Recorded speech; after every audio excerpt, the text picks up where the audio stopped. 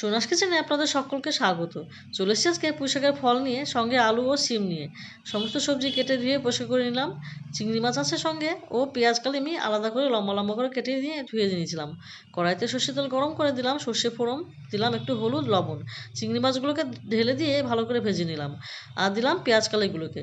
পেঁয়াজ কালি ভাজা হয়ে গেলে দিলাম একটা পেঁয়াজ কুচি, সেটা ভাজা হয়ে গেলে দিলাম সবজিগুলোকে ঢেলে পরিমাণ মতো হলুদ লবণ ও কাঁচা জিরা কাঁচা ধনে শুকনো লঙ্কা বাটা। এই মশলাটা আমি সব সবজিতেই দিয়ে থাকি, মানে সব রান্নাতেই দিয়ে থাকি।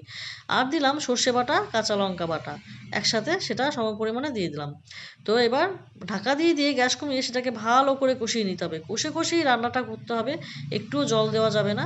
তো রান্নাটা হয়ে গেলে কষিয়ে কষিয়ে দিলাম ধনেপাতা কুচি। সমস্ত সবজি ভালো করে নেড়ে চেড়ে আমি মিশিয়ে টিশিয়ে তারপর নামিয়ে নিলাম। তো বন্ধুরা খেয়ে খেয়ে দেখবেন, খুব ভালো লাগে খেতে। আর প্লিজ সাবস্ক্রাইব করবেন আমার চ্যানেলটাকে।